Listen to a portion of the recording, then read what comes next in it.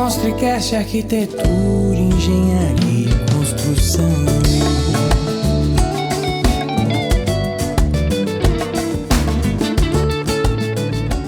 Sejam bem-vindos, está no ar mais um episódio do Construcast. E hoje eu tenho uma honra de receber uma mulher que tem uma história, uma trajetória de sucesso na construção civil. Ela é engenheira civil, atualmente ela está como presidente da ABSIC e vai conversar um pouquinho aqui sobre a trajetória dela na construção civil e, sobretudo, falar da industrialização na construção. Iria Doniak, seja bem-vinda ao nosso podcast. Muito obrigada, é uma honra estar aqui com vocês, ter recebido esse convite, né?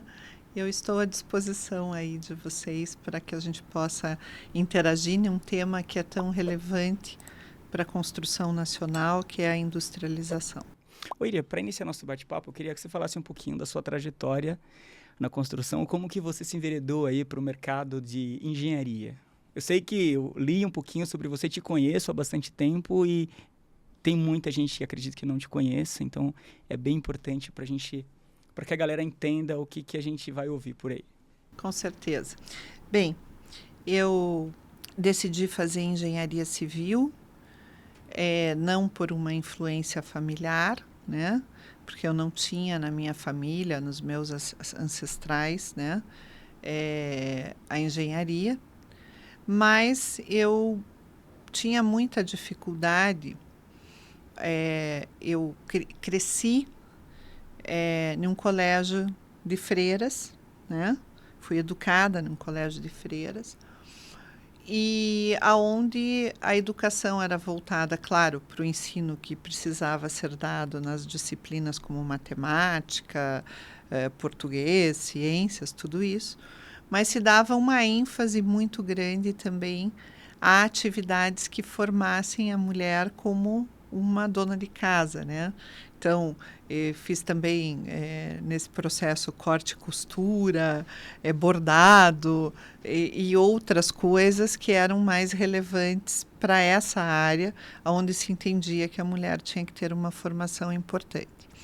E aí, quando eu fui para o ensino médio, eu fui para uma escola que tinha uma ênfase técnica muito grande. Ela tinha uma ênfase técnica em matemática, física, química, e a média era 8. E eu disse, e agora? O que eu vou fazer, né? Eu não vou conseguir, né, uma média 8 nesse nível de exigência de questões que são tão técnicas. E aí o meu irmão me ajudou muito com a parte de matemática, né? E eu comecei a gostar muito desta área, que era uma área mais técnica e não era uma área que era uma área mais relacionada a humanas ou outras profissões, né? E isso me levou, então, a fazer engenharia civil, né? E quando eu estava, então, nos últimos anos da faculdade, na metade da faculdade, no terceiro ano, eu já fui procurar, no início do terceiro, creio que na metade do segundo ano do curso de engenharia, aquela época era anual, né, não era semestral, na PUC do Paraná era assim que funcionava. E eu busquei, então, alguns escritórios, e consegui um estágio, acho que no final do segundo ano da faculdade, seria como se fosse o quarto período hoje, em uma empresa de projeto de saneamento e hidráulica. E comecei a trabalhar ali, mas realmente não gostei. Não era aquilo. Não era aquilo que eu queria. E eu também dava aulas particulares, sabe? Eu tinha vários alunos de aulas particulares. E aquilo que tinha acontecido comigo, eu queria, de alguma maneira, poder ser útil para outras pessoas que tinham algumas dificuldades de entender algumas coisas. E aí, então, eu conheci uma família que tinha uma moça que estava tendo muita dificuldade em matemática e física. E eu fui ajudá-la nesse processo. E ela estava numa situação bastante crítica para conseguir vencer os desafios que ela tinha aquele ano, e ela conseguiu vencer. E o pai dela veio conversar comigo para agradecer e me perguntou o que ele poderia fazer por mim. Aí eu disse, olha, nada, vocês já me contrataram, eu já dei aula para a filha de vocês, já está tudo certo, eu tenho a felicidade de que ela foi bem. E ele me falou, olha, eu tenho um irmão que tem uma empresa de engenharia. E eu sei que você é engenheira civil. Você quer conhecer essa empresa? Eu disse, olha, seria ótimo, até porque eu faço estágio numa área de projeto e eu sinto que não é a área que eu quero ficar na engenharia. E essa empresa era uma empresa de controle tecnológico de concreto, a principal empresa do Paraná, Bianco Tecnologia do Concreto, funciona hoje ainda. Hoje tem a liderança do Mauro Bianco, mas quem na época me contratou foi o pai dele, que não está vivo, o Dr. Dante Bianco, né? E eu tive uma conversa com o Dr. Dante Bianco, que era uma pessoa apaixonada pelo universo do concreto, uma pessoa que tinha, à época, uma bagagem internacional enorme, né? E nesse primeiro contato com ele, a gente teve uma sinergia muito grande.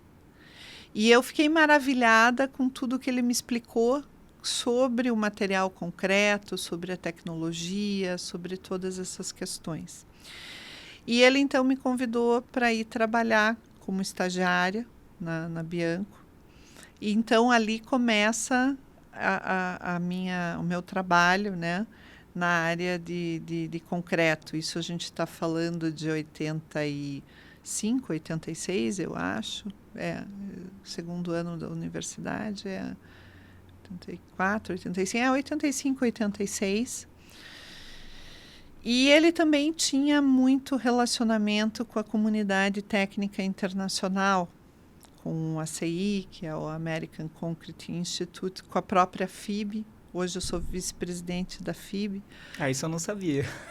A FIB é a Federação Internacional do Concreto, ela congrega 42 países. Eu recém vim de Lausanne, na Suíça, onde é a sede da federação. E a gente teve ali a reunião do conselho, né? E também estive fora por uma outra questão, que é um doutorado que eu estou fazendo, que não é em engenharia, é em administração. Eu fiz um Master em Business Administration com a FGV, com ênfase em economia, com ênfase em relações institucionais e governamentais. E aí, deste Master, surgiu a oportunidade desse doutorado, que é com a Universidade de Bordeaux, na França. E aí, então, eu iniciei esse programa de doutorado na área de administração.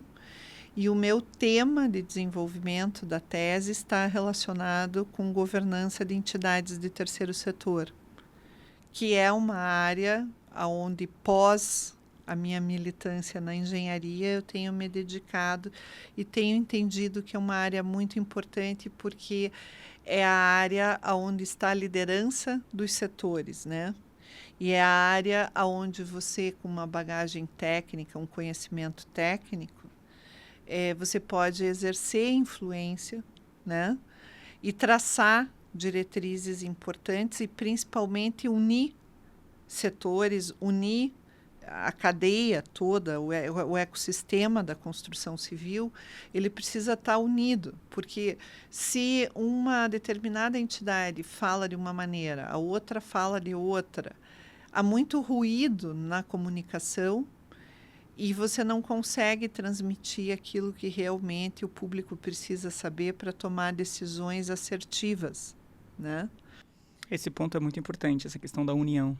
Isso é bastante relevante, a gente pode explorar um pouquinho mais à frente, mas aí, passado esse trabalho, essa etapa, que foi uma etapa determinante para que eu ficasse na área de concreto, eu estava já daí me formando, e teve uma usina de concreto, que tinha 16 usinas, principalmente no sul do Brasil, o diretor técnico, o Jorge Aoki, um engenheiro também de grande calibre na área de concreto, uma pessoa também maravilhosa.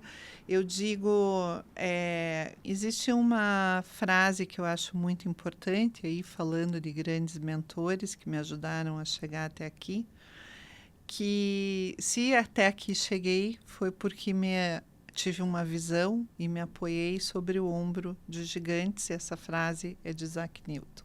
E eu tive a felicidade de sempre ter gigantes me conduzindo ao longo desse processo, né? Pessoas que eu lembro com muito carinho.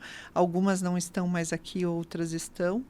E aí, então, eu fui trabalhar com o Jorge em uma usina de concreto, mas fazendo a parte técnica de controle operacional e técnico de todo o concreto que era fornecido pelas 16 centrais. Nisto, eu era uma consumidora de cimento importante e a Votorantim, que tinha no Paraná, eu sou curitibana, isso tudo se processa em Curitiba. Conheço a fábrica, inclusive. No Paraná. E a companhia de cimento Portland Rio Branco, a Votorantim, então me convida para ir trabalhar na Votorantim. E aí, para desenvolver um trabalho que estava relacionado com o mercado e principalmente com as 3 áreas que a Votorantim percebia que teriam um grande desenvolvimento no futuro. E essas áreas eram a pavimentação em concreto. Trabalhei com pavimento em concreto, inclusive depois, quando tive minha empresa de consultoria, fazendo alguns trabalhos de consultoria de controle tecnológico de algumas obras de pavimento rígido. E seriam as áreas que cresceriam muito, que à época era a parte de alvenaria estrutural, desenvolvimento das argamassas industrializadas e o pavimento de concreto, pavimento rígido, e a pré-fabricação em concreto, a parte de industrialização em concreto. Aí, nesta época, eu disse, olha, eu tenho muito conhecimento de laboratório, de controle tecnológico, de como produzir o concreto, mas eu não conheço assim como funcionam as empresas de estruturas pré-fabricadas de concreto. E para eu desenvolver um trabalho nessa área, eu preciso conhecê-las. As principais delas, à época, isso a gente está falando da década de 80, estavam aqui em São Paulo.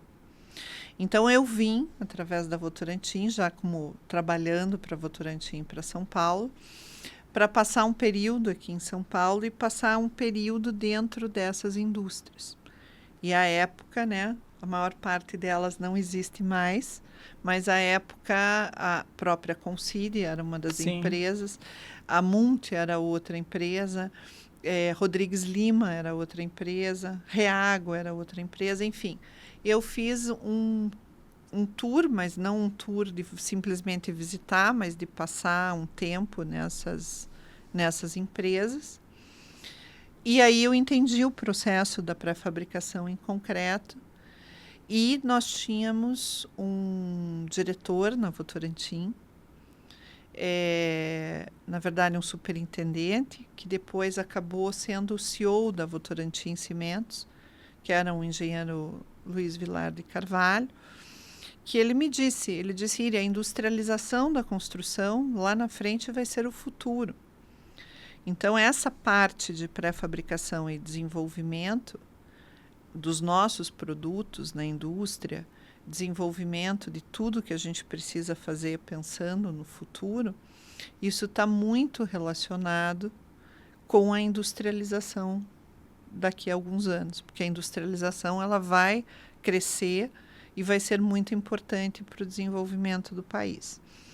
E eu, então, começo a trabalhar em alguns programas de ampliar e desenvolver, né, a questão do que era necessário para que houvesse um bom atendimento para essa área industrial e começo a ter contato com muitas empresas de pré-fabricação em concreto.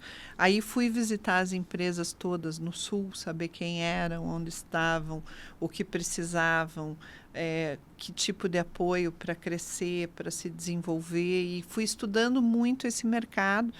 Eu tinha um balizamento importante, que no âmbito internacional tinha o PCI, que é o Precast Concrete Institute americano. E o PCI tinha muita informação de pré-fabricação. Aqui no Brasil, nós tínhamos poucas informações. Tínhamos grandes engenheiros que, vamos dizer, trouxeram o sistema para o Brasil no sentido de se dedicarem a que o sistema tivesse um desenvolvimento no Brasil. E aqui eu acho importante citar, primeiro, o professor Vasconcelos, né, que não está mais conosco, mas foi uma pessoa que implementou no Brasil as primeiras pistas de proteção em indústria, né? O professor José Zamarion Ferreira Diniz. O professor Vasconcelos, ele tinha feito o doutorado dele na Alemanha, tinha tido na Alemanha muito contato com a proteção e vem de uma linha europeia. O Zamarion tinha estudado nos Estados Unidos, tinha visto muita coisa de pré-fabricação lá, e os dois vêm então para o Brasil. Isso a gente está falando do Vasconcelos, a gente está falando aí de final de década de 50, década de 60, o Zamarion um pouco depois. Mas eles vêm para o Brasil como engenheiros estruturais e como engenheiros integrais que eram, com uma visão de, não, nós precisamos levar a industrialização para o Brasil. Né? E trazem muito conhecimento, né? E tinham outras pessoas trabalhando depois, mais tarde, e que tinham conexão até com eles, que são importantes na história do pré-fabricado, né? Que é o Dr. Pedreira de Freitas, né? Pai do Augusto Pedreira de Freitas, o Dr. Antônio, que não era engenheiro civil, era arquiteto, mas tinha paixão por a questão habitacional e a questão de painéis relacionada a toda... E os pioneiros da indústria. As primeiras indústrias que se estabeleceram aqui no país. Porque lá dentro da BSIC, da associação, nós temos 3 indústrias que já são sexagenárias, né? Então, a gente vê, primeiro, que a pré-fabricação em concreto está no Brasil desde final dos anos 50, quando as primeiras obras em pré-fabricado de concreto apareceram no país. Né? Então, é um sistema que já é consolidado, né?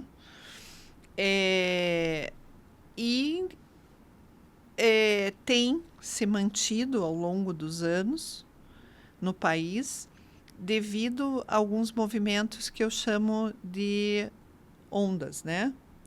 Primeiro, você vê quando o Brasil tinha uma perspectiva de crescimento muito grande lá nos anos 70, o milagre brasileiro, e houveram muitos investimentos. Então, ali teve muito uso da industrialização em sistemas habitacionais, os históricos registram isso. Depois, nós viemos para um outro tempo em que o país se abriu para as indústrias multinacionais. Então, vinham indústrias da Alemanha, dos Estados Unidos, de fora do Brasil, queriam construir aqui no Brasil, chegavam aqui e diziam, não, eu não posso levar 2 anos para construir minha fábrica. Lá na Alemanha, eu construo em 6 meses. Então, isso deu ao pré-fabricado uma abertura grande, e aí o pré-fabricado começa a ser utilizado de uma forma intensa em obras industriais. Ficou até por um tempo rotulado com uma imagem de um produto que era para fazer caixote, porque obra industrial normalmente é um galpão grande, né? E isso depois nós tivemos até que fazer um trabalho junto aos arquitetos, tirando esta imagem de que o pré-fabricado poderia trazer uma imagem de rotular, Isso vinha um pouco, se você lê a história um pouco historicamente, havia uma correlação da ditadura com a padronização. E houve movimentos na área da arquitetura avessos a qualquer situação que você tivesse que padronizar, porque isto era meio relacionado à padronização com a ditadura. Então, se a gente for em questões conceituais, a gente pode aprofundar em outras questões. Mas a imagem era que realmente, por ser um sistema padronizado, ele poderia tolher a arquitetura de usar mais. Isso já não existe mais. Isso já não existe mais e tem grandes arquitetos que já trabalhavam no ano 60 com a pré-fabricação e eram entusiastas da industrialização. E aqui o primeiro que eu vou citar é o próprio Oscar Niemeyer, porque a Universidade Nacional de Brasília ela é pré-fabricada de concreto. E aí teve o Oscar Niemeyer com o Lelé, que era um grande arquiteto também. Ambos implementaram, eu tenho esses registros em vídeo que a universidade me deu, é muito interessante. E então, foi bem interessante esse desenvolvimento ali.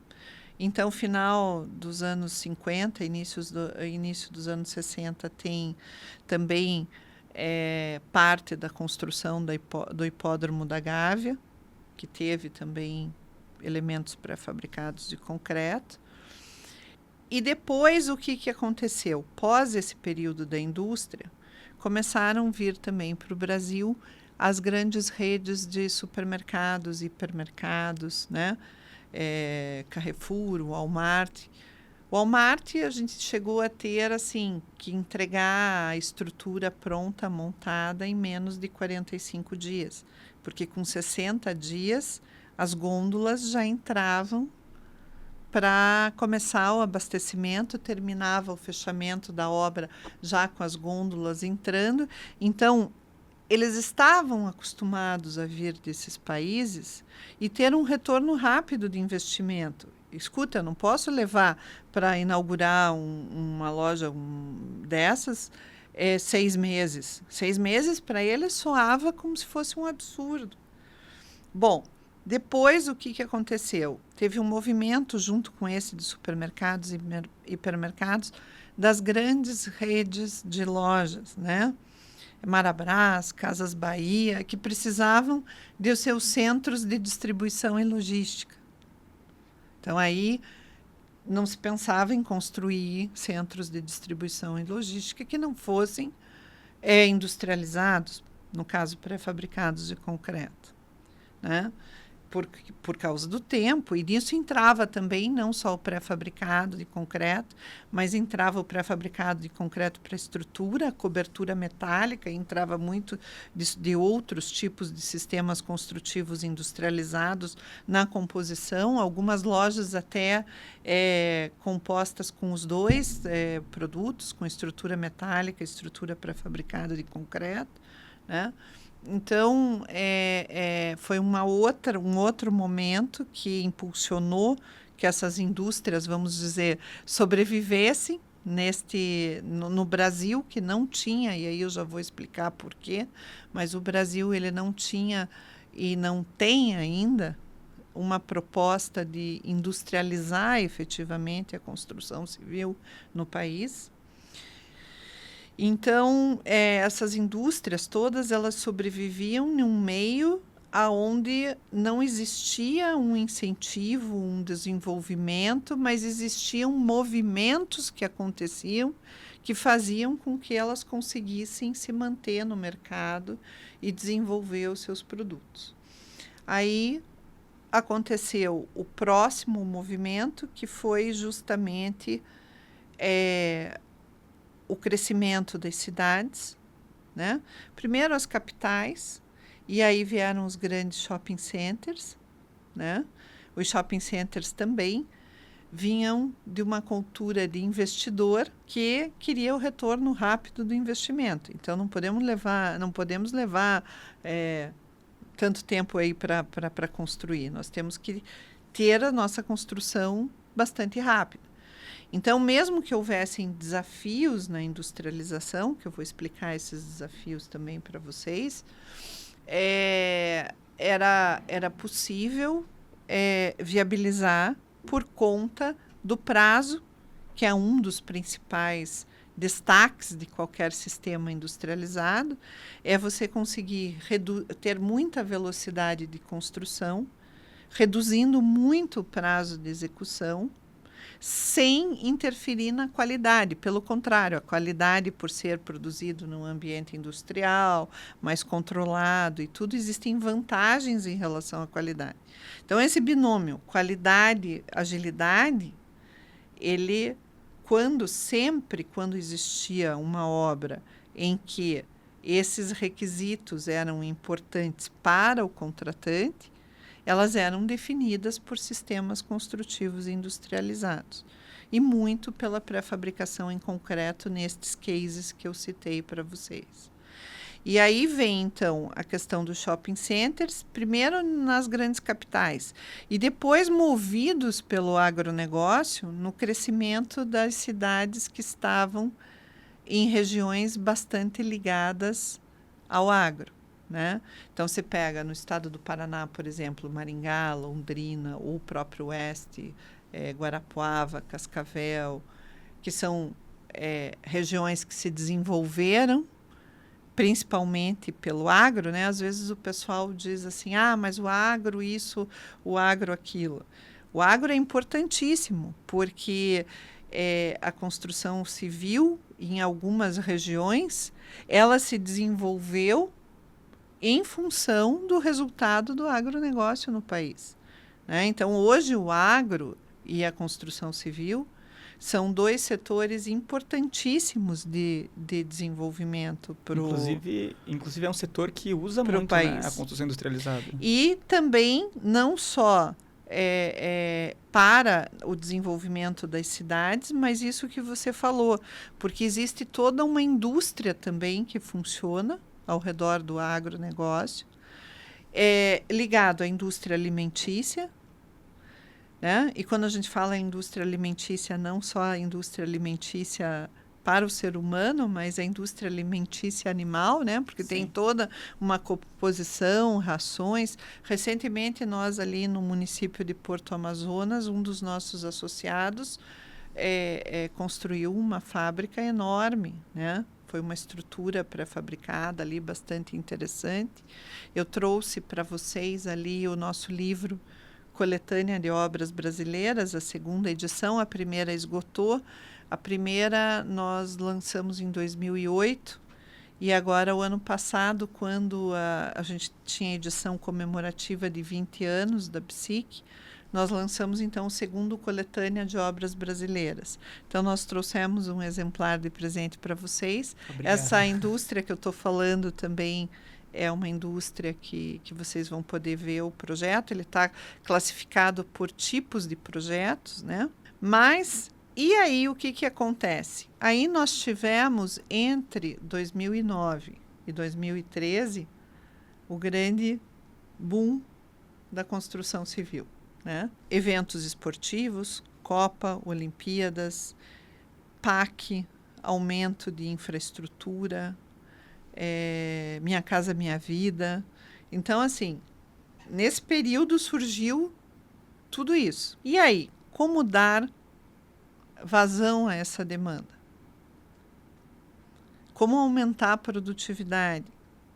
Como fazer com que os equipamentos esportivos cumprissem o seu cronograma? Não tinha outra forma, precisa industrializar.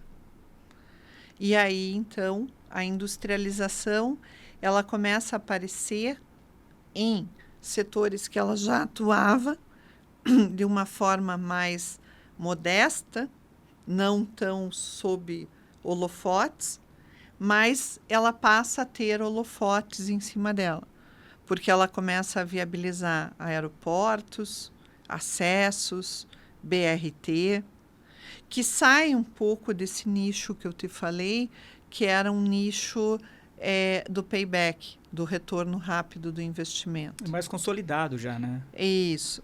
E aí vem por uma necessidade do país em relação a algumas situações de entregas, em que somente a industrialização conseguiria dar vazão a essas necessidades.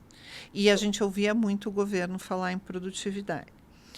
Falando em produtividade, quando eu falei que essas indústrias sobreviveram devido a esses movimentos, mas que nunca houve no país um incentivo à industrialização da construção civil, a gente tem, historicamente, a Embrapa, que cumpriu o seu papel de uma forma exemplar e trouxe inovação, desenvolvimento e tecnologia no campo. Com isso, o que aconteceu? Houve uma evasão do campo para a cidade. Em algum lugar, a mão de obra precisava ser utilizada. E tinha-se uma ideia, que não é uma ideia correta, mas que o único lugar onde caberia rapidamente uma mão de obra que não precisava de qualificação era na construção civil. E aí a construção civil passa a ser responsável por isto, recebe isto e passa a trabalhar dessa maneira. Então, quais eram as duas implicações que faziam com que a construção convencional, e ainda fazem, com que a construção convencional se mantenha no Brasil? Você realmente não precisa ter uma qualificação tão grande de mão de obra, você emprega essas pessoas e a industrialização da construção acabou ficando à margem. Então, você vê que o agro se desenvolveu muito tecnologicamente, a indústria automobilística também, e a construção civil fica numa situação que, primeiro, quando você produz na indústria, tem incidência de ICMS. Se você produz no canteiro, não. Se você produz no canteiro, só ISS. Então, você tem uma diferença tributária que incide sobre os sistemas construtivos industrializados. Entendi. Essa diferença tributária é uma primeira barreira para o desenvolvimento da industrialização. Hoje, por exemplo, numa área que a gente tem uma larga demanda, que é a parte habitacional e os programas habitacionais, o próprio Minha Casa Minha Vida, você tem a incidência de uma tributação maior. Então, isso faz com que, quando você executa essas obras no canteiro, você tenha um custo final menor. Uma outra questão que dificulta no habitacional é a questão do financiamento, porque você tem um financiamento de longo prazo, então não interessa você ter uma entrega em curtíssimo prazo. Então há uma dualidade nessa questão do financiamento, que é uma outra questão cultural do nosso país. Então você vê, por exemplo, demandas habitacionais estão existindo assim gigantescas, por exemplo, na Europa, por conta da imigração. A gente sabe que muitos movimentos sociais fizeram com que de vários países, né, estejam chegando imigrantes na Europa. E eles precisam resolver rapidamente uma questão de moradia. Eles resolvem rapidamente essa questão de moradia com a pré-fabricação em concreto, certo? Então, a gente visitou nas missões técnicas, a BSIC tem missões técnicas internacionais, e na penúltima missão técnica nossa, a gente visitou Dinamarca, Finlândia, Holanda, Alemanha. Nesta missão, nós estivemos na Dinamarca, em uma empresa que tinha contrato para 4 anos fechado. Ela estava produzindo e tinha uma frente de produção de mais 4 anos, só em projetos habitacionais na Dinamarca, e que eram destinados justamente a programas de habitação. Então, assim, você tem sempre, quando você tem uma grande demanda, ela normalmente vem por questões sociais, né? E normalmente, principalmente relacionada com questões habitacionais, que é a grande necessidade, não só do Brasil, mas de várias partes do mundo, né? E isso vem já lá do pós-guerra, né? Porque o que aconteceu no pós-guerra? Por que a industrialização e principalmente a pré-fabricação em concreto teve tanta aplicação no pós-guerra? Você vinha de cidades inteiras destruídas, você não tinha mão de obra, porque as pessoas também, muitos tinham morrido, né, na guerra. Então, você faltava recursos humanos e faltava recursos materiais.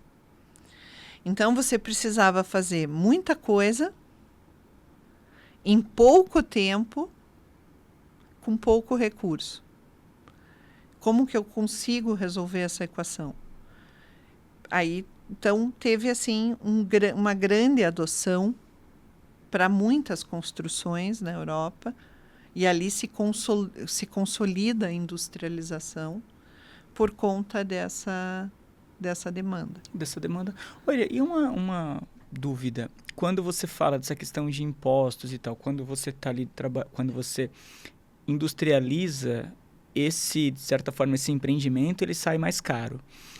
E aquele tipo de solução construtiva, onde você está ali, por exemplo, construindo uma ponte, você tem todo o processo de formas,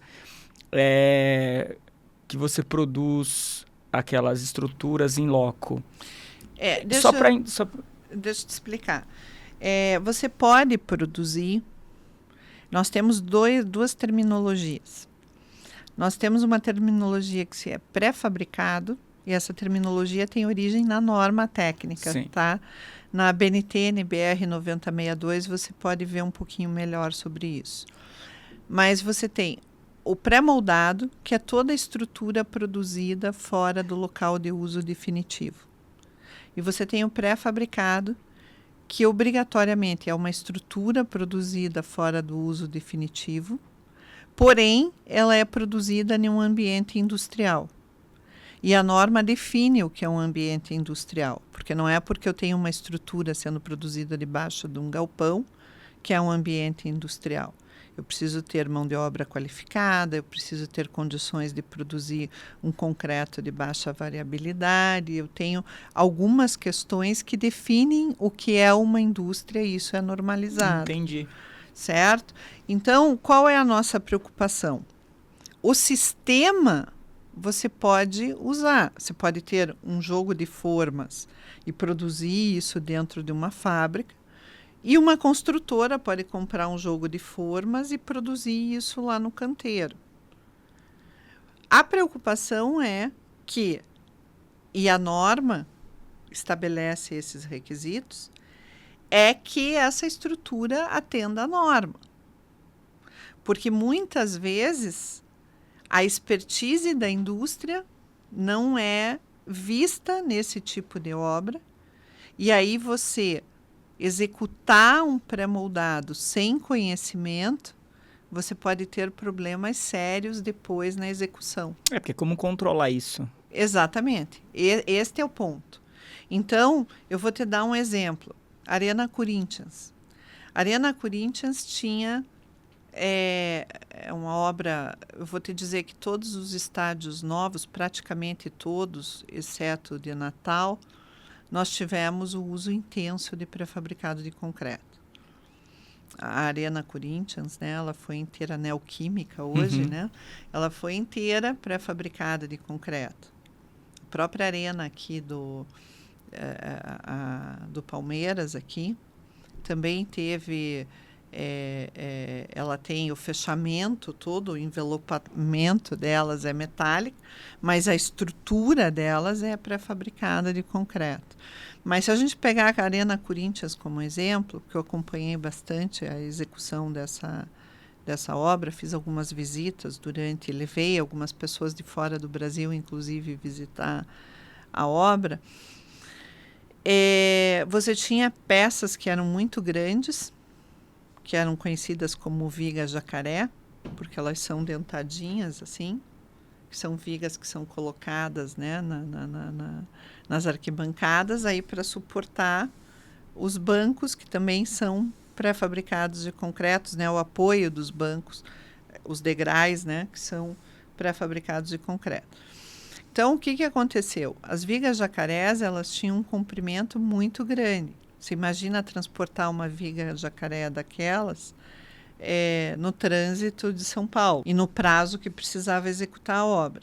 Então, a própria indústria montou no canteiro de obras uma produção, mas similar, com todos os controles e com todos os cuidados que tinha na indústria. Você inicia a operação lá na fábrica? Tinha produção de pré-fabricado no canteiro e tinha produção de pré-fabricado na obra. Entendi. Na fábrica. Mas nas duas questões, existia todo o controle técnico como se fosse na fábrica. Então, você pode lançar a mão de usar o sistema na obra, desde que você atenda todos os requisitos da norma, tome todos os cuidados necessários e saiba como fazer. Porque você imagina, você pega um pilar de 30 metros e você tem que sacar esse pilar de 30 metros do dia seguinte que ele está concretado. A quantidade de requisitos técnicos que você tem que cumprir para que ele resista a esses esforços de ser lançado na forma, de ser transportado, a resistência que ele tem que ter, o que eu tenho que tomar de cuidado com aquele concreto que está envolvido. Então, existe todo um cuidado diferente, né? Critérios de produção, de controle de qualidade, requisitos de controle, que são diferentes do que você executar uma obra convencional. Então, se você quiser só usar o sistema para se beneficiar da agilidade e da rapidez, mas tratar o sistema como se for um sistema convencional, vai aparecer seguramente muitas patologias, porque ele é um sistema que funciona bem, desde que funcione corretamente, debaixo do que está especificado na norma. No pré-fabricado tem uma outra questão importante também, que não são os elementos, são as conexões, porque você tem que ter alguns elementos de conexão para conectar um pilar com uma viga que você montou. E esses elementos de conexão, eles precisam ter muito cuidado tanto na execução deles, quanto na especificação deles. E aí você ter um bom projeto estrutural pode fazer toda a diferença, pode impactar, inclusive, se você tiver com elementos inadequados. Às vezes você diz assim, vou optar por esse elemento, porque esse elemento de conexão é mais barato. Mas aí você tem uma dificuldade de executar essa conexão na obra, que faz com que você tenha que ter um número de horas maior de guindaste para poder executar isso. Se o projetista não está atento a todos esses detalhes, tudo isso impacta no custo. Então, o que eu digo sempre é o seguinte: pré-moldar não é para amadores. Nem na parte de projeto, nem na parte de execução, nem na parte de montagem. Requer, primeiro, que você cumpra rigorosamente as normas técnicas, e além de você cumprir rigorosamente as normas técnicas, que você tenha os produtos que são os produtos adequados e execute de uma forma também atendendo essas normas, né? Porque a norma, às vezes o pessoal diz assim, a norma é para quem está fazendo o projeto. Não, a norma ela tem o seguinte nome, projeto e execução de estruturas pré-moldadas de concreto. Então, você tem que tomar cuidado na parte de projeto e na parte de execução. Execução envolve produzir e envolve montar. Iria, e uma curiosidade quando você fala da questão da qualificação desses profissionais, né, que a construção civil acabou, enfim, trazendo. Você tem aí essa questão da industrialização que requer uma mão de obra qualificada, e a construção tradicional só vem simplesmente estar empregada ali numa construtora. Você que está no meio, no movimento, o que a indústria tem feito para ajudar na qualificação desses profissionais? Veja, o que acontece? A construtora, ela trabalha de uma determinada forma e algumas construtoras já têm buscado a industrialização. Aí eu ia entrar para você em uma outra fase, que é hoje a fase atual da industrialização, onde a industrialização está em evidência porque nós estamos tendo duas questões bastante importantes, que o país vai ter que responder a essas demandas. A primeira delas, a questão de mão de obra, porque a construção civil já está vivenciando um outro apagão de mão de obra, né? Aquela mão de obra que existia e que precisava ver o que fazia com a mão de obra e que ela existia em grande quantidade e que ela era barata, ela não existe mais. O jovem hoje, ele não quer mais ser pedreiro. Ele tem muito acesso à tecnologia. Ele quer trabalhar de uma forma mais técnica, ele quer mais tecnologia envolvida nos processos. Ele não quer seguir a carreira do pai que estava lá na obra sentando o tijolo. Isso não é mais com todo o acesso à informação que ele tem e ao desenvolvimento tecnológico. Isso já não é mais viável se pensar que a gente vai ter um grande contingente de pessoas trabalhando ali. E ali tem uma outra questão também, que é os próprios dados do nosso censo, do IBGE, né? A nossa população envelheceu, né? E eu agora, esses dias, estava lá na reunião do conselho da FIB e nesse outro trabalho ali do doutorado que eu te comentei, e eu fiquei assim impactada com a quantidade de jovens brasileiros que eu vi trabalhando lá fora.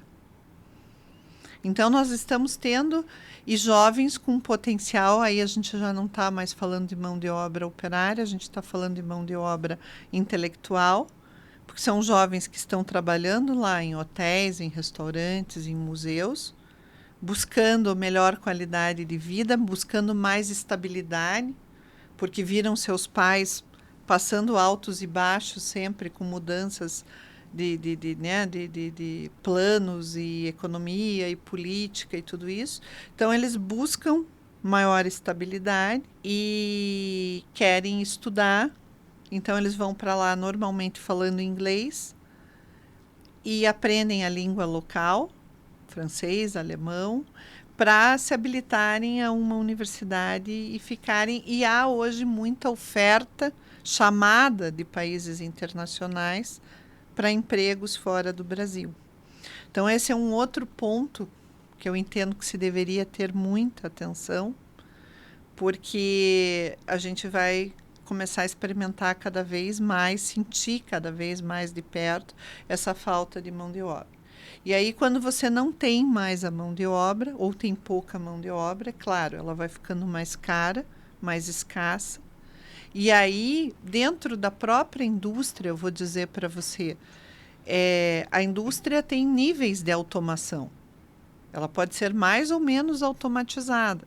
Dentro da indústria, eu posso ter processos menos automatizados ou mais automatizados. A própria indústria, com essa escassez de mão de obra, ela vai automatizar mais. Vai ser um processo natural. É um processo natural. E as construtoras vão buscar mais a industrialização. Não só através das fábricas, mas algumas empresas construtoras criando as suas próprias fábricas. Nós vamos ter agora um mercado onde a gente começa a ter novos entrantes. Não é aquele mercado que a gente conhecia, que a indústria fornece para X, Y, Z, para a construtora. A indústria vai continuar fornecendo, mas a necessidade de industrializar ela vai ser tão grande que as próprias indústrias talvez não consigam dar conta dessa demanda. E nós já estamos começando a ver, né, recentemente, semana passada, semana retrasada, foi inaugurado o Ecopark lá em Cascavel. Não sei se você chegou a ver Eu vi notícias. Essa notícia. Que é uma grande fábrica, talvez a maior do país, eles chamam de fábrica de edifícios. com tecnologia alemã, uma empresa inclusive associada da Psique, que fornece equipamentos, que montou, que estruturou toda essa fábrica, né? E é um projeto que o próprio investidor ele vai construir todo o empreendimento. A fábrica para produzir os edifícios é uma parte do projeto dele. Não é o fim, a fábrica em si. Entendi. Entendeu? Então, nós vamos começar, neste mercado da industrialização, experimentar as próprias construtoras, né? Montando e desenvolvendo seus próprios meios de industrializar. Sabe que esse ponto que você falou agora para mim, eu falo, é muito importante, até me acendeu um alerta. Eu fiz uma viagem agora semana passada de 10 dias pelo Nordeste para conhecer soluções construtivas, visitei condomínios de altíssimo padrão e as coisas estão sendo ainda construídas da forma tradicional. Quando você vem para a indústria, aeroportos, enfim, e às vezes pavimentações, essas coisas, você tem muito uso de industrialização. Mas eu noto que a gente tem um caminho gigante aí para percorrer. E quando você traz esse alerta da questão da mão de obra, é assim, unânime, todo mundo, a minha obra está atrasada, não tem mão de obra. E aí você, assim, tudo bem, aí as construtoras precisam testar, vai ser um processo automático. E para essa parte de residencial, você tem visto algum movimento, assim?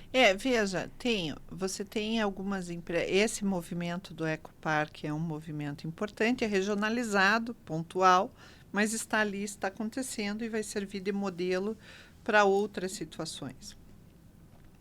Você pega, por exemplo, a construtora Tenda, né? Ela também já usando vários sistemas ali, inclusive madeira, né? A madeira é um sistema construtivo industrializado que tem crescido também. Desenvolveu ali uma fábrica também para atender às suas demandas, né?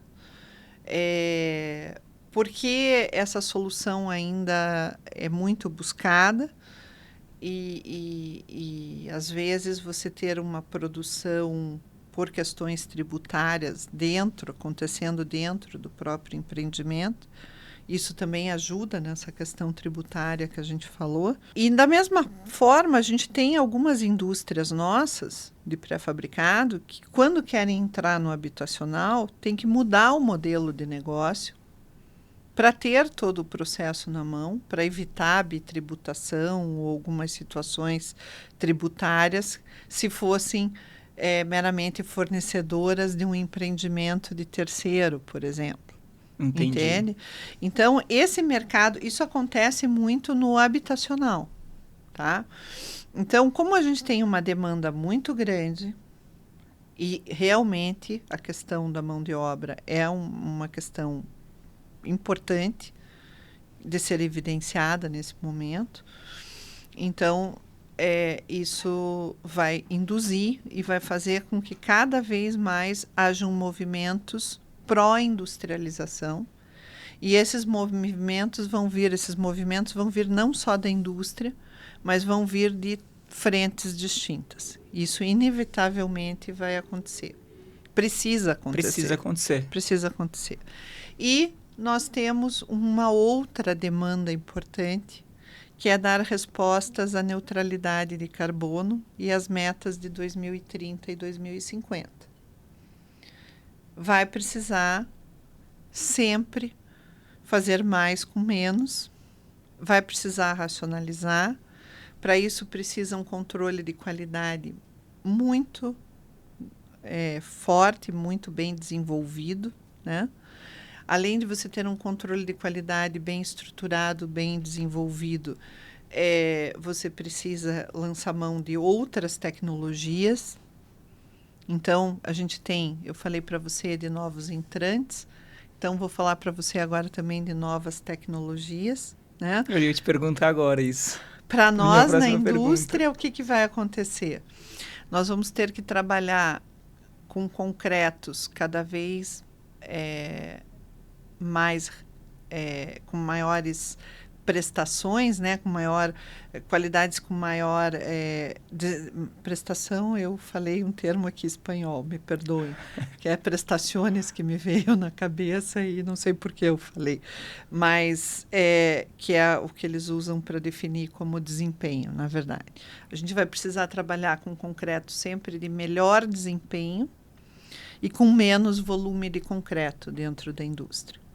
Dentro da indústria é vital, por exemplo, o concreto de ultra high performance, porque esse concreto ele vai trazer leveza às peças, melhora a questão de emissão de carbono durante o transporte das peças. Se eu estiver trabalhando com peças mais leves, puder transportar mais peças por carga, puder ter guindastes com menor capacidade de carga, fazendo a movimentação desses elementos. Então, para nós, os concretos que podem reduzir peso dos elementos e podem fazer com que aquelas características que nós precisamos de resistência inicial serem atingidas para toda a movimentação das peças e tudo que precisa para que a gente seja viável.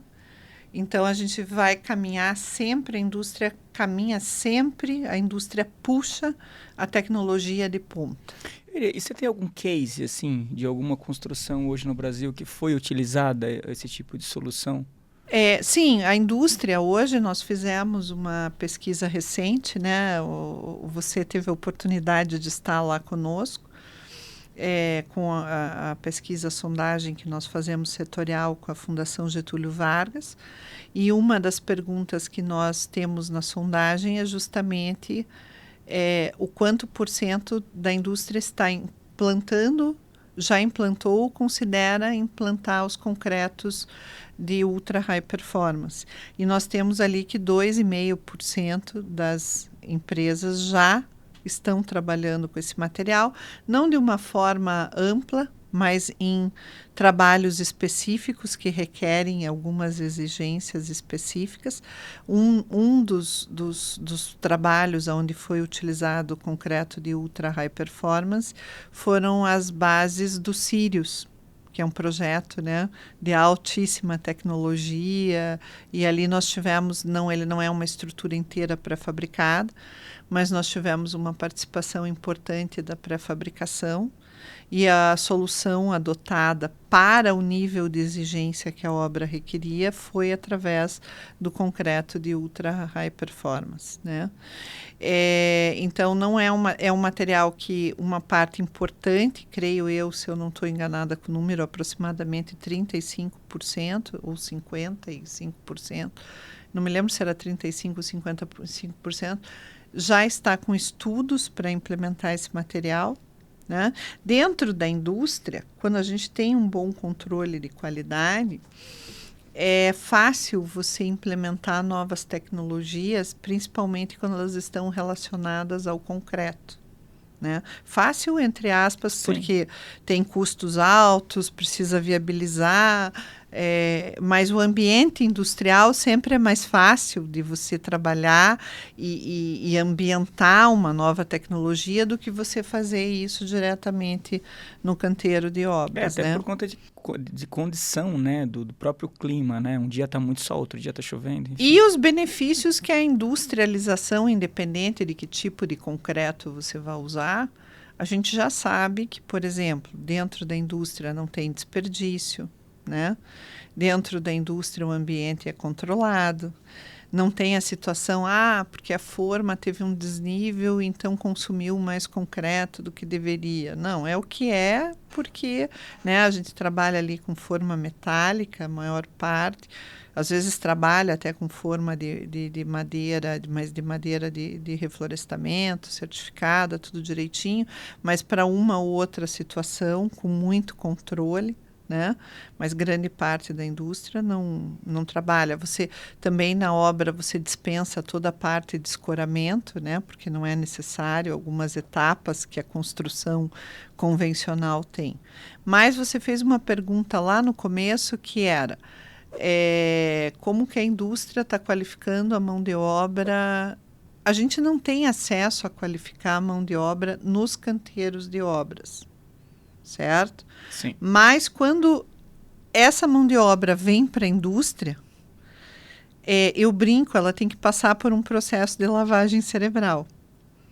Porque é uma mudança de mentalidade, né? Às vezes você sai de uma empresa convencional, trabalhando como pedreiro, e você vem para dentro da indústria. Dentro da indústria não tem nem a nomenclatura pedreiro. Ele vai ser um auxiliar de Montador. produção, ou montador, ou então até a nomenclatura toda das funções, ela é diferente, né? E ele vai precisar começar a pensar diferente, assim como eu digo sempre para as construtoras. Não tente converter o convencional em industrializado. Esqueça o convencional e pense num processo industrializado. Porque se você tentar converter, você não vai adquirir todos os benefícios da industrialização. Você vai perder muito nesse processo de tentar converter.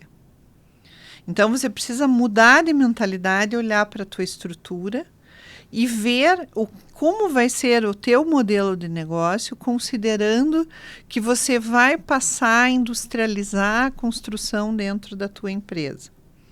E ele vai ter um contingente de funcionários lá na obra, muito menor, porque aí a partir do momento que ele está industrializando, ele vai ter que ter alguém que receba essa estrutura pronta lá na obra, alguém que gerencia interfaces de outros processos que vão estar acontecendo simultaneamente na obra, e ele vai ter que estar mais preparado com o pessoal que está no canteiro para receber uma obra industrializada, porque efetivamente eles não vão executar tarefas de execução da obra lá no canteiro de obras, porque já vai vir pronto, é como uma montadora, né? Você já vai recebendo pronto e vai fazendo a montagem dos elementos e tudo isso. Mas quem vai executar isso, no caso do pré-fabricado, normalmente a indústria tem a própria, ela mesma monta a estrutura, né? A gente tem um percentual, alguns elementos, como laje alveolar, que nós chamamos de venda mercantil, que você vende a laje para a construtora, mas isso é um percentual muito pequeno. Normalmente o que nós fazemos é entregar a estrutura montada, né? Então, esse é um ponto. Agora, a construtora que decidir ela mesma executar as peças dela, o pré-fabricar e tudo, ela vai ter que ter uma atenção a toda a parte de montagem. E ela não vai poder pegar simplesmente o pessoal dela, que hoje é pedreiro, e dizer assim, olha, a partir de amanhã você é montador. Ele vai ter que passar por um processo de qualificação para que ele possa ser um montador. Eu tenho uma pergunta que, na verdade, é um assunto muito recorrente quando a gente fala de industrialização. A industrialização elimina emprego? Veja, eu diria para você que ela qualifica emprego, né? Considerando que hoje a gente tem menos mão de obra disponível, eu entendo que essa preocupação com eliminar emprego, só essa questão da falta de mão de obra vai fazer com que ela deixe de existir, né? Porque hoje nós estamos com falta de gente para trabalhar, né? Então, como é que nós vamos pensar em eliminar emprego? Nós estamos pensando em continuar executando a demanda atual, nos preparar para uma demanda maior com um contingente de pessoas menor. Bom, vai continuar tendo emprego na construção civil se tudo industrializar? Claro que vai continuar existindo emprego, mas um outro nível de emprego, que vai colocar esse contingente de pessoas em uma situação de qualidade de vida melhor, inclusive de treinamento, de tudo isso. Agora, o que eu acredito? Veja, eu acredito muito, se você considerar que você tem hoje aproximadamente 10%, a gente não tem esse número exato, mas nós vamos ter em breve aí. Mas se você considerar que 10% da construção no Brasil é industrializada. 90% é convencional. Se a industrialização crescer 20%, 30%, considerando a falta de mão de obra que tem hoje no mercado, eu diria que essa questão de emprego não vai nem ser percebida. Não, você tira, né, do canteiro e leva para a indústria. É uma questão, e na indústria você usa menos mão de obra. Você não tira tudo.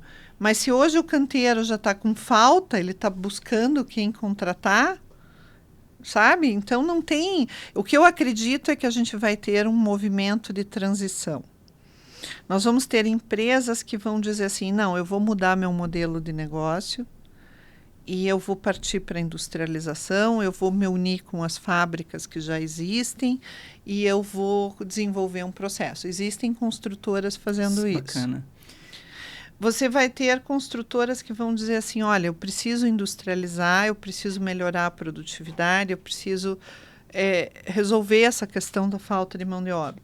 Então, eu vou passar a industrializar determinadas etapas do meu processo, que também já tem várias construtoras fazendo isso. Por exemplo, a fachada, eu vou eliminar a mão de obra de fachada e vou trabalhar com painéis pré-fabricados de concreto, por exemplo.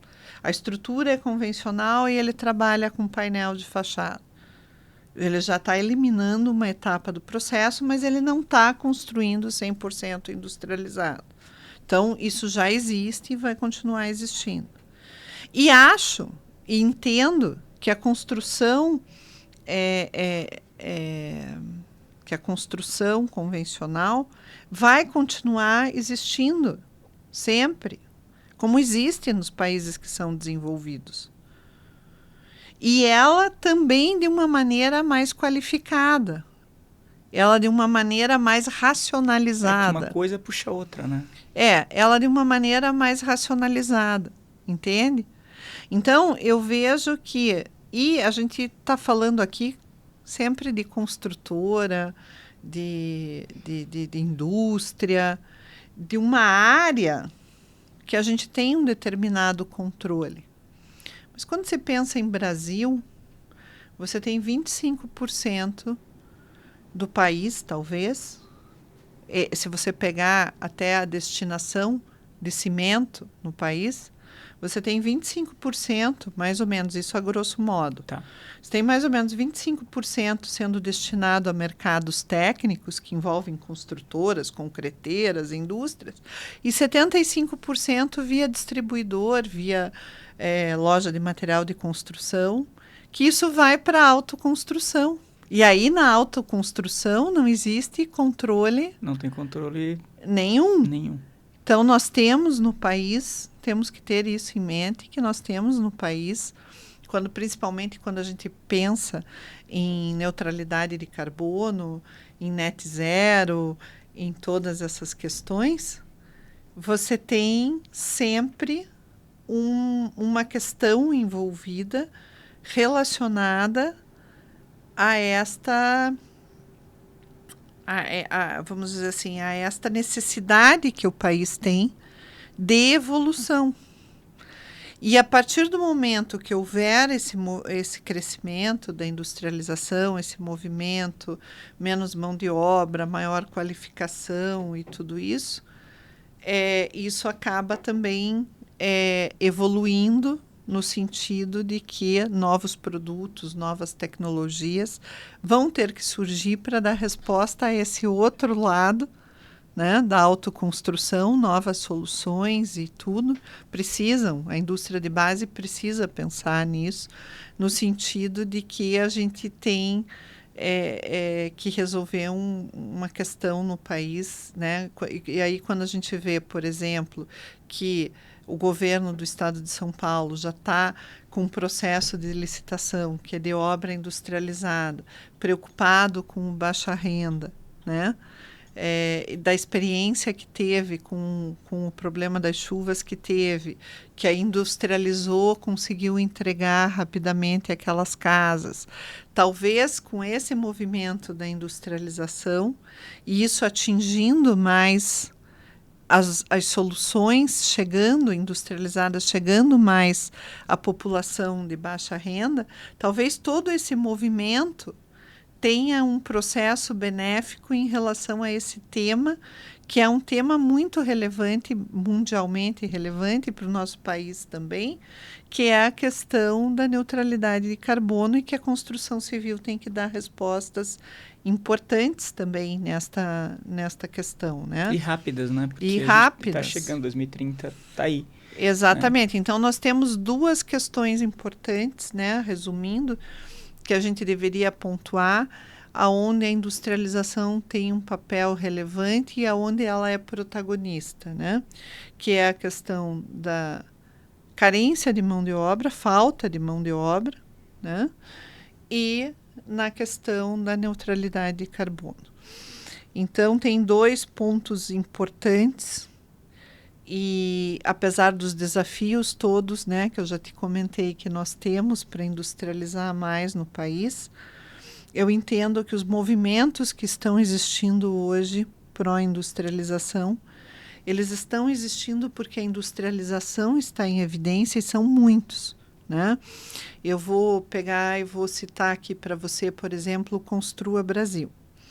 Construa Brasil foi um movimento que nasceu no governo anterior, dentro do Ministério da Economia. E ele tinha 3 eixos fundamentais. Desburocratização, tem desburocratização, digitalização e industrialização. Principalmente digitalização e industrialização caminham juntos, né? E o governo atual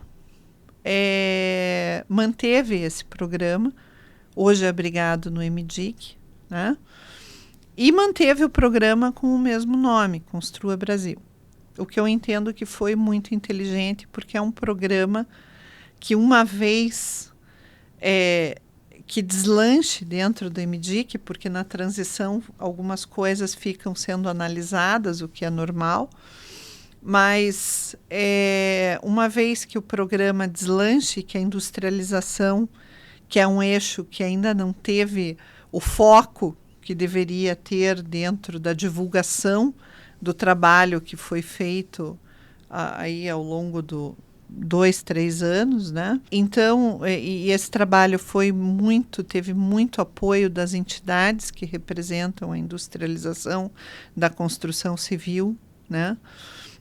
No Brasil, a ABSIC, a ABSEM, que é da construção metálica, a Bramate, que é de materiais de construção, mas coordena esse trabalho todo do grupo de trabalho de industrialização, a Associação Drywall, essas entidades que são de um movimento pró-industrialização e que caminham juntas em defesa, em apoio, eu diria nem em defesa, mas em apoio à industrialização da construção civil no Brasil, apoiadas por outras entidades como a CEBIC, como a própria Sobratema, a Brainc, né? Aí as entidades que têm interface toda com o mercado da industrialização. Então, esse caminhar, ele precisa também ter agora um olhar dentro desses 3 eixos. A digitalização, eu entendo que teve um foco bastante importante, porque precisava que o BIM tivesse uma política nacional e tivesse um encaminhamento e tudo isso. Mas a industrialização agora seria a próxima etapa e a próxima fase, onde tudo que foi trabalhado nesse contexto deste programa, que veio de um edital do governo e que foi mantido agora, que esse olhar para o eixo industrialização do programa tivesse o foco que é merecido e que a gente pudesse, então, dar andamento. Então, esse é um dos programas, né? A questão da industrialização no programa Construa Brasil. E aí existem outros movimentos que têm as entidades que já são consolidadas, que são essas entidades que eu comentei contigo, e até novas entidades que estão nascendo, falando em construção modular, falando em construção off-site. Afinal, o que nós fazemos é modular e é off-site. Mas com o crescimento de novas tecnologias e novas informações, é natural que surjam outros movimentos que venham corroborar com a industrialização da construção civil no país. Olha, nesse processo todo, eu tenho uma pergunta para te fazer, que eu não gostaria de deixar ela, enfim, sem aproveitar você aqui. Nesse processo todo de industrialização, você que está presente nessas fábricas e é uma pessoa muito ativa na industrialização, como que você está vendo o aumento das mulheres aí, principalmente dentro da fábrica? Como que está esse movimento? Eu queria ouvir de você, porque... Veja, eu tinha comentado com você um pouquinho sobre a minha carreira lá no início e cheguei até a Votorantim, né? Deixa eu falar um pouquinho para você do pós-Votorantim e como eu cheguei na área institucional, e aí a gente pode abranger esse tema das mulheres. Eu, em uma determinada altura, depois eu acho que de 8 anos de Votorantim, eu decidi então ir para uma carreira de consultoria. E nessa carreira de consultoria, eu tinha tido também uma formação importante na área de qualidade como processo, como gestão da qualidade, como ISO 9000, como auditoria, como todas essas questões. E aí o que acontece? Eu vou para essa carreira solo e tenho muitas consultorias na área de industrialização, principalmente com a indústria do pré-fabricado. Tenho muito trabalho nessa área. E tenho muito trabalho também com a questão de que isso... Aí eu já estou falando para você em 99. E aí um grande movimento das construtoras buscando o ISO 9000. E como eu tinha formação também na área de qualidade, que isso aconteceu em paralelo dentro da Votorantim, eu acabei atuando também como auditora subcontratada do BVQI, que era um organismo de certificação importante. E aí auditei construtoras pelo país inteiro, né? Construtoras e obras diversas no país inteiro, não só obras de edifícios, mas metrô no Rio de Janeiro, drenagem e dragagem da Lagoa da Pampulha, barragem do Castanhão no Polígono das Secas no Ceará. Então eu viajei esse Brasil inteiro, né, vamos dizer assim, auditando obras e também fazendo esse trabalho de consultoria principalmente voltada para a indústria do pré-fabricado e da industrialização. Foi um período importante porque eu tive contato não só com Sul e Sudeste, que era a minha área de atuação maior, mas esse período das auditorias me possibilitou andar pelo Brasil inteiro e conhecer todas as realidades que nós temos de construção civil no país. Até que, em um dado momento, eu comecei a prestar algumas consultorias para a própria ABSIC, que já tinha iniciado em 2001. E em 2008 eu fui convidada, então, em vir para profissionalizar a associação e fazer um trabalho que eu pudesse trabalhar com o desenvolvimento setorial efetivamente, né? E apesar de eu já ter contato com a ABSIC antes por consultoria e através de clientes meus que fundaram e que eram associados à ABSIC, né?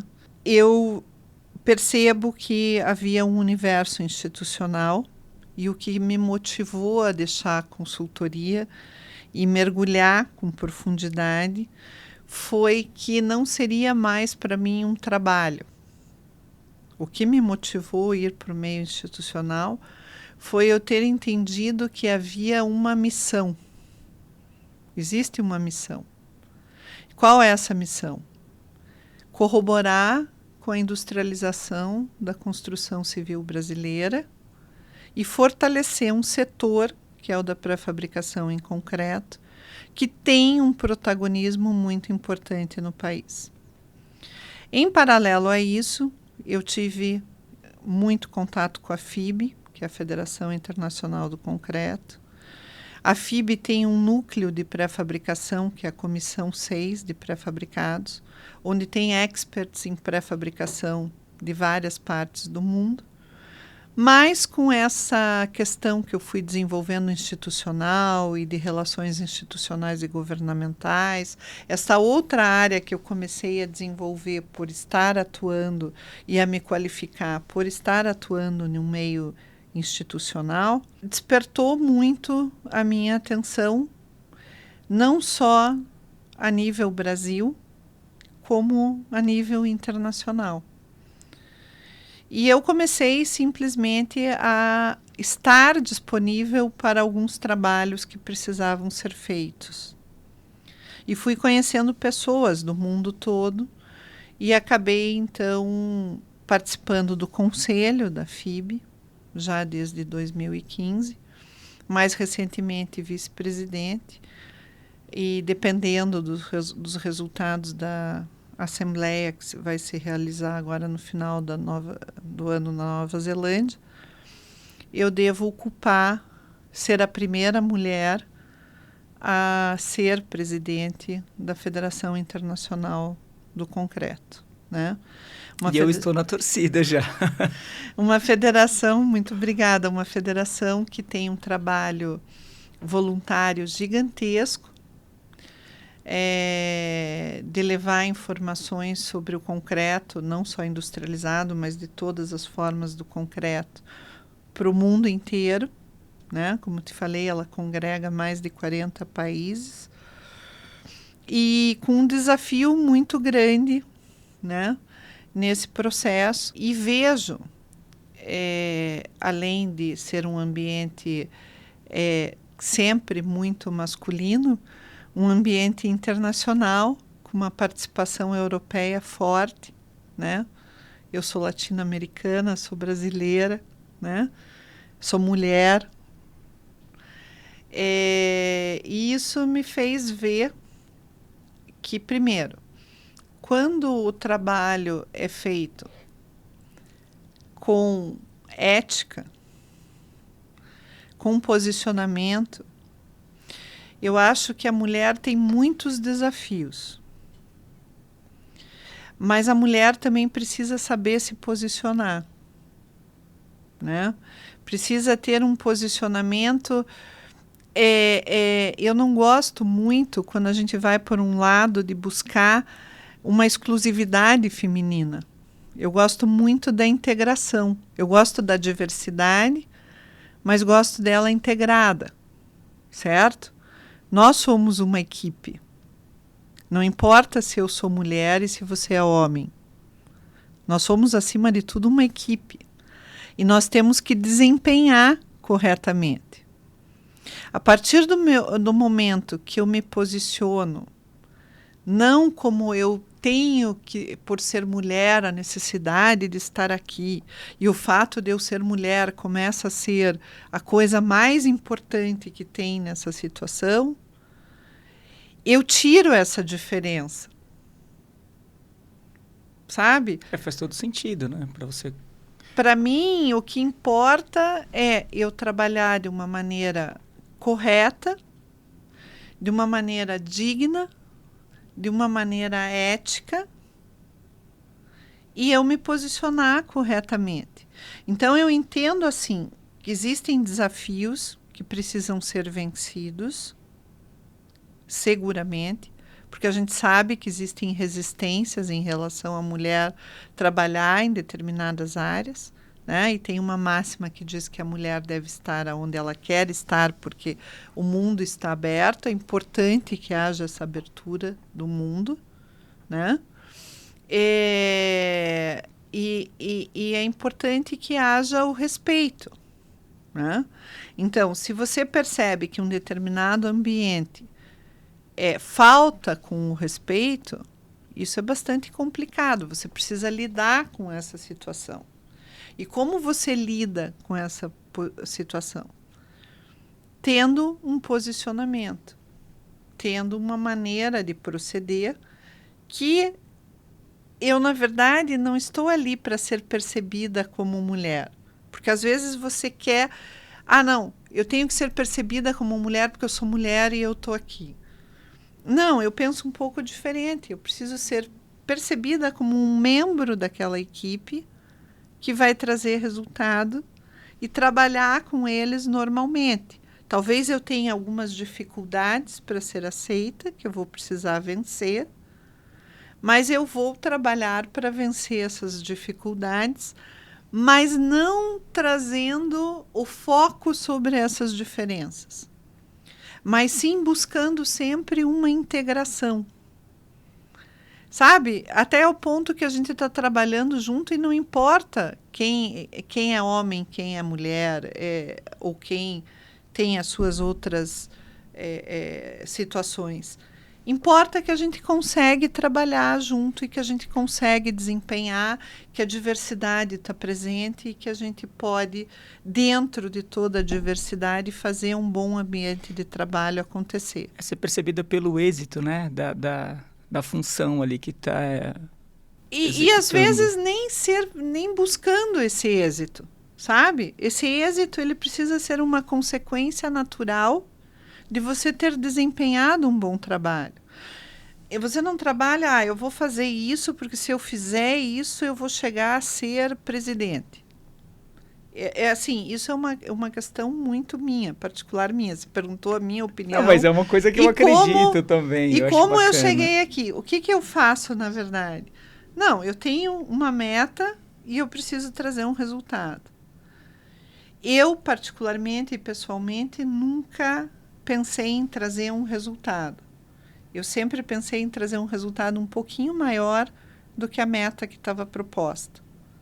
Isso é uma questão minha também. Se eu trabalhar para alcançar um resultado melhor do que o que está proposto, isso me dá satisfação. Em primeiro lugar, eu me sinto satisfeita com isso, né?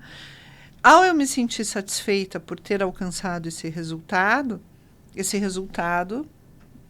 vai ter, evidentemente, uma consequência de uma percepção desse resultado. E eu tenho que buscar trazer esse valor para aquele processo onde eu estou inserida. Se ao eu trazer esse valor para o processo que estou inserida, isso é aceito, eu automaticamente sou aceita. Um processo natural, né? Mas daí, porque você é mulher, você vai ter mais desafios, porque não vão acreditar em você, porque não vão fazer e tal. Sabe, a gente não pode valorizar demais essas questões. Porque quanto mais valor você dá para elas, mais elas crescem no processo. Sim. Se você não valoriza tanto isso e segue nos teus princípios, trabalhando, fazendo o que você precisa fazer, uma hora você vê que você está desempenhando, né, bem. Ao você estar desempenhando bem, teu valor pode ser percebido ou pode não ser percebido. E aí existem as desigualdades. Porque o salário do homem é maior, o da mulher é menor, porque se acha que a mulher tem menos produtividade, por isso, por aquilo. Bom, aí é um trabalho que a gente precisa fazer de uma maneira institucional e não eu pessoalmente tentando provar isso, entende? Sim. Então, assim, eu entendo muito que a mulher tem a posição importante dentro da sociedade. Todos nós, como seres humanos, precisamos ser respeitados, precisamos acreditar na integração e que nessa integração se busque o melhor resultado coletivo. Porque, em primeiro lugar, está um resultado coletivo. Né? Você não pode pensar muito em você. Você tem que pensar hoje muito no resultado da tua equipe. Como a tua equipe desempenhou. Todo mundo está bem, né? Principalmente como gestor.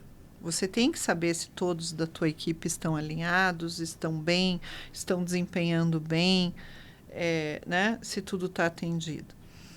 E aí você consegue ir equilibrando as coisas. E existem algumas questões, principalmente quando você está num universo internacional, que aí são mais difíceis de lidar um pouco, que são questões culturais, né? De países que têm muitas restrições à mulher, mas que essas mulheres estão ali, são pesquisadoras, estão nas universidades, estão produzindo. E começa a aparecer todo esse trabalho delas, e elas estão ali escondidas, fazendo todo esse trabalho, e nem podem se mostrar muito por questões culturais. E aí, quando a gente tem questão cultural, a gente precisa também aprender a respeitar a questão cultural. Você não pode ir lá querendo destruir uma questão cultural. Você tem que entender a questão cultural e ver como que você pode promover essa integração de uma forma que não agrida aquela cultura. E quando você vê, a cultura está entendendo que precisa fazer parte do processo, que precisa integrar, sabe? É muito, eu acredito muito, e isso vem muito pelo respeito, né? Eu não posso me levantar contra alguma coisa. Eu tenho que entender como que aquilo funciona, tenho que entender quais são os paradigmas, qual que seria um razoável disso funcionar em conjunto, como fazer para essa integração acontecer e ter um posicionamento sempre muito ético e principalmente demonstrar que você tem uma posição. Olha, eu queria aproveitar já esse momento para pedir para que você deixe, estamos no mês de março, pedir para você deixar uma mensagem aí para as mulheres.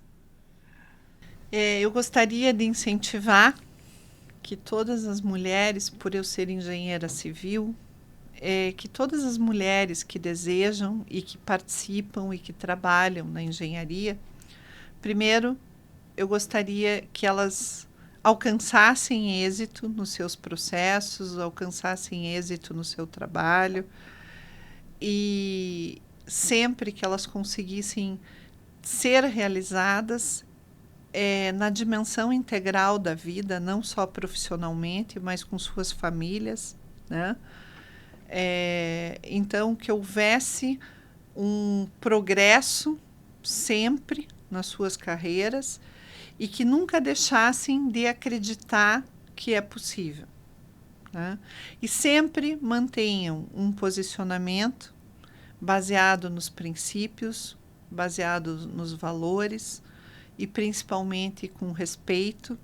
E eu entendo que dessa maneira vocês vão alcançar tudo aquilo que vocês desejam na carreira, e principalmente aquelas que querem se dedicar ao ramo das engenharias, né, que tem crescido cada vez mais a participação das mulheres, e que todas as mulheres, aquelas que estão em evidência, aquelas que estão trabalhando, aquelas que estão tendo dificuldades, às vezes, para se colocar no mercado de trabalho, mas eu desejo que todas as mulheres tenham uma oportunidade e, principalmente neste Dia da Mulher, que todas as mulheres possam ser felizes.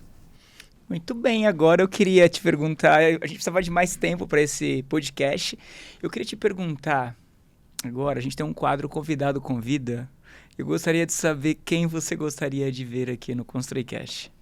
Augusto Pedreira de Freitas. Por quê? O Augusto Pedreira de Freitas é uma pessoa que é um projetista de estruturas. Nós falamos aqui em valorizar a engenharia, falamos da questão, acho que não chegamos a falar durante o podcast, mas na nossa conversa inicial, antes da abertura, nós chegamos a falar sobre arquitetura e engenharia. Eu ia perguntar, era a minha próxima pergunta agora. Chegamos a falar da importância deste tema, chegamos a falar da importância da interface da arquitetura com a engenharia para o desenvolvimento da industrialização. né? E chegamos a falar também, falamos praticamente sobre industrialização. Então, eu entendo que é uma pessoa que poderá vir aqui, poderá contribuir com o tema da industrialização, poderá contribuir com esse tema da engenharia e da arquitetura e das suas interfaces. E é uma pessoa que tem tido uma visão importante da evolução da industrialização no país, né? Eu gostaria de deixar essa sugestão em relação a um engenheiro, né? E se você me permitir, eu posso deixar uma sugestão em relação a um arquiteto e a um construtor na mesma linha. Por favor. Né? Recentemente nós tivemos um painel que aconteceu na Rio Summit sobre industrialização. E nesse painel, além da pré-fabricação, que eu aqui fiz esse papel, nós tínhamos também uma indústria de pré-fabricado participando do painel, mas dentro da linha que você comentou de ter um engenheiro e um arquiteto, participou conosco lá desse painel o arquiteto Jaime Lago, né? Já esteve aqui, inclusive. Então já esteve com vocês. Um outro arquiteto que eu gostaria muito de ver aqui com vocês e que falaria muito da industrialização, não só dos anos atuais, mas dos anos, desde os anos 60, entusiasta da industrialização, o Sidônio Porto. Seria um outro convidado bastante interessante que vocês poderiam ter aqui.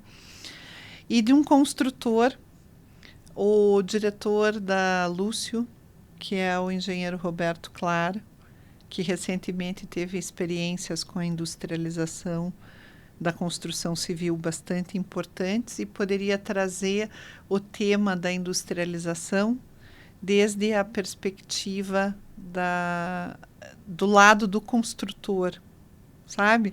Porque eu acho importante esse painel que nós fizemos ali na Rio Summit, ele trouxe a visão da industrialização de todos os ângulos, da engenharia, da arquitetura e do construtor. E do construtor, muito interessante. Então esse painel, ele trouxe essa visão e são pessoas que eu entendo que contribuiriam muito, né? Quando eu organizei o painel, essas pessoas foram convidadas.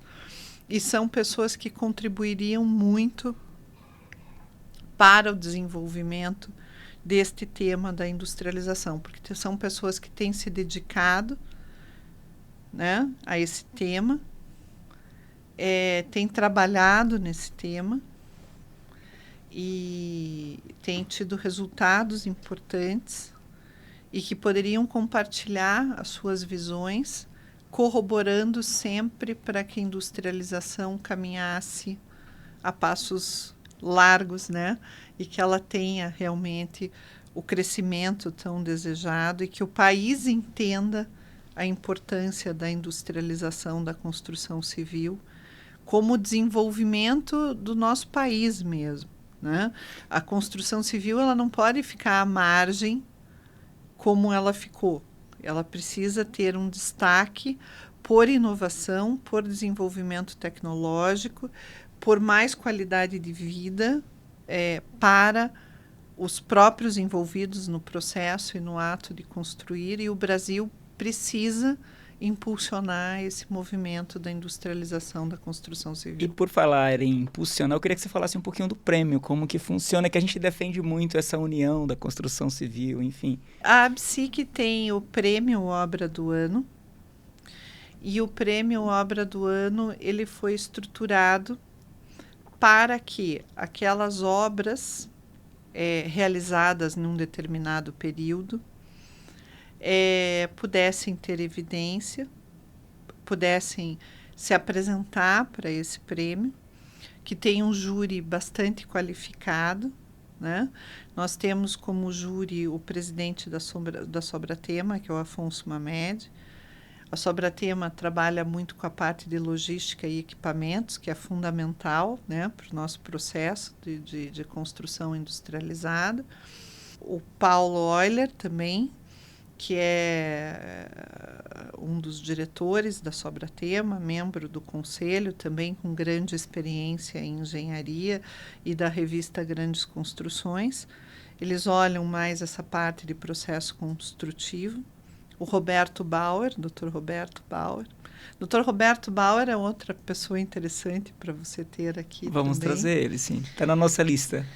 E com grande experiência, principalmente na área de qualidade das construções, então ele olha mais esses temas. O professor Munir Khalil Eudebs, que tem grande experiência na área de engenharia estrutural, de ensino na academia, então ele está mais relacionado a essas questões. Temos o Paulo Fonseca de Campos, que é professor, arquiteto, também outra pessoa bastante interessante, relevante, uma pessoa também que desde o ponto de vista da arquitetura, hoje mais voltado ao ensino, né? Mas atuou muito com construção industrializada. Outra pessoa interessante de entrevistar seria com certeza. Então nós temos um júri robusto, independente, que avalia essas obras. E temos a coordenação técnica do prêmio, que é quem nos ajuda na psique a classificar as obras, a encaminhar todo esse material para o júri analisar, que é o Rodrigo Nunberg, que é mais voltado à área de software, é um dos diretores da TQS Informática. Então, essa parte de software é importante também, né? Principalmente hoje com o BIM e outras questões envolvidas. Então, esse prêmio ele concede o reconhecimento à empresa que produziu aqueles elementos pré-fabricados e ao engenheiro da estrutura e ao arquiteto também.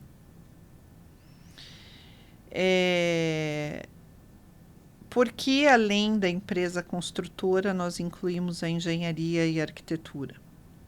Porque é impossível industrializar sem um bom projeto.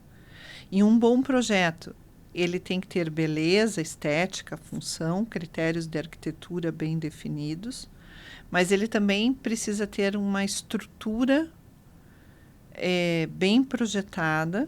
A gente falou das ligações, das conexões na nossa entrevista, da importância, do peso que isso tem, do impacto que pode ter no custo de execução da obra.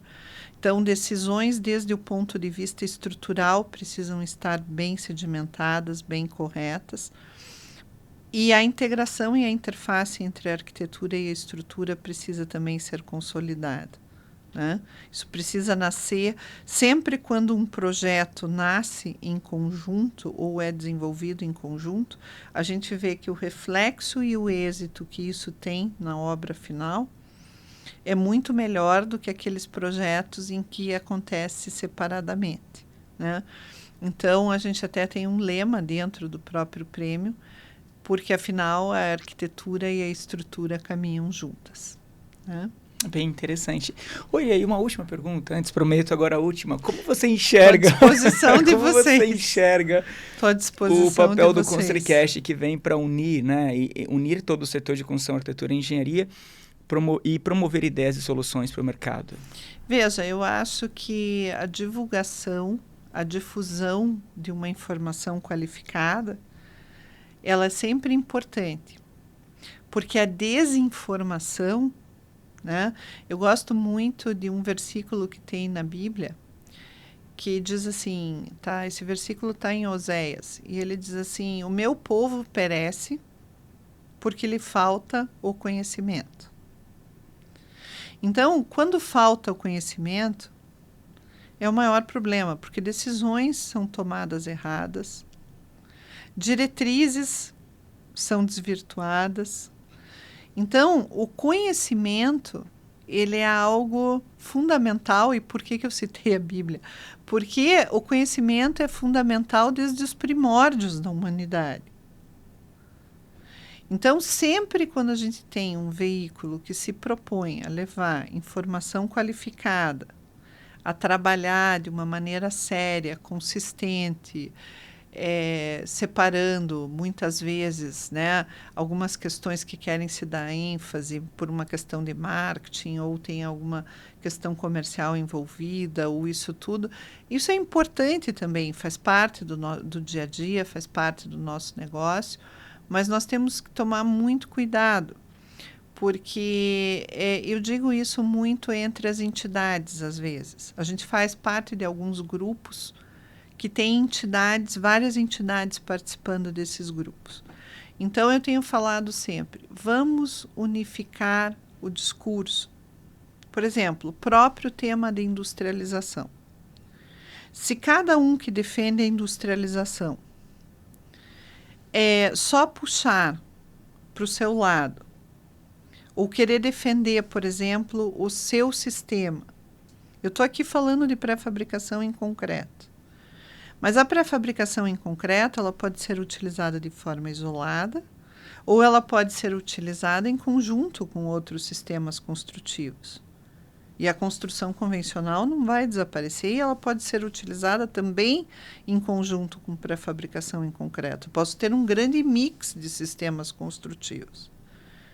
Então, eu não quero desconstruir nenhum outro sistema quando eu enfatizo os benefícios da pré-fabricação em concreto. Pelo contrário, eu acho que se os sistemas estiverem sendo usados, cada um na sua melhor função, e cada um escolhido melhor, ou mix, ou individualmente, da melhor forma para aquele tipo de obra, nós vamos estar contribuindo com o tema, inclusive, da sustentabilidade. Então, primeiro, nós não podemos entrar em um discurso de desconstrução de nenhum sistema construtivo, porque nós estamos falando da industrialização. Como eu te falei, nós temos 90%, e dentro desses 90%, muita coisa vai acontecer. Sim. Já tem acontecido e ainda vai acontecer.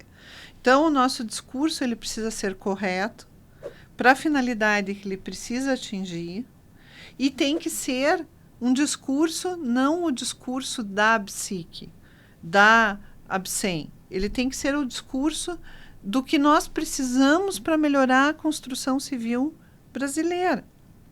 Então, ele tem que ser um discurso correto. E tem que ser igual, porque se eu tenho um discurso com algumas variações conceituais de como cada um tem essa percepção, mas ele precisa ser o mesmo discurso. Porque se amanhã ou depois chega alguém aqui para você e fala sobre a industrialização, diferente do caminho que precisa ser tomado, ou querendo enfatizar alguma situação A ou B, ou, sabe? Isso desvirtua a comunicação que vai chegar lá para quem está nos ouvindo, né? Para os nossos ouvintes. É falar de união, né? Nós temos no país muitos desafios, temos no país muitos desafios em áreas diversas e precisamos contribuir sempre, independente de qualquer questão envolvida, nós como engenheiros, como parte desse processo, nós precisamos dar a nossa contribuição de forma positiva, né? Então, poder estar aqui com vocês, poder dar determinadas informações para quem está nos ouvindo sobre o processo de industrialização e construção civil no país, para nós é um prazer, foi muito importante, né, estar aqui contigo, Paulo, com a tua equipe, né?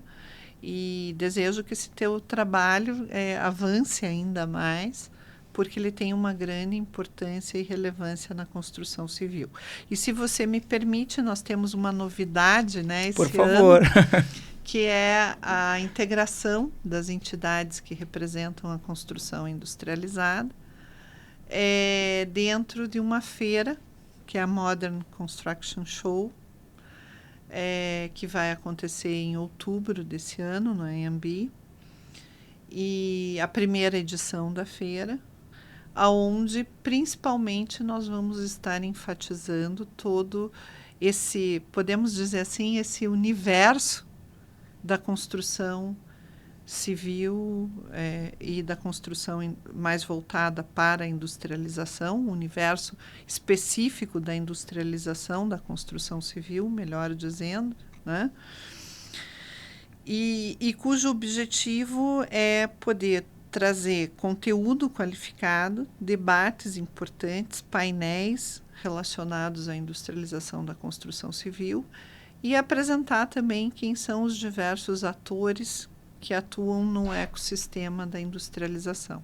Então, eu queria deixar aqui um convite a todos que puderem participar desse evento e puderem estar lá conosco e com as entidades que apoiam e que co-realizam a Modern Construction Show para esse evento. Inclusive, na minha visita pelo Nordeste, já convidei alguns empresários de lá e eles estarão presentes. Já fiz alguns convites. Quem tiver mais curiosidade para saber mais sobre a feira, o link está na descrição das plataformas de áudio e de vídeo. Iria, obrigado mais uma vez. Foi um prazer enorme receber você aqui. Então tá bom. É isso, gente. Tenho certeza que agregou demais. Então, um abraço e até o nosso próximo encontro aqui no ConstruiCast. Sem ter margem pra errar, da fundação aos caminhos, da inovação e da união. ConstruiCast, arquitetura, engenharia e construção.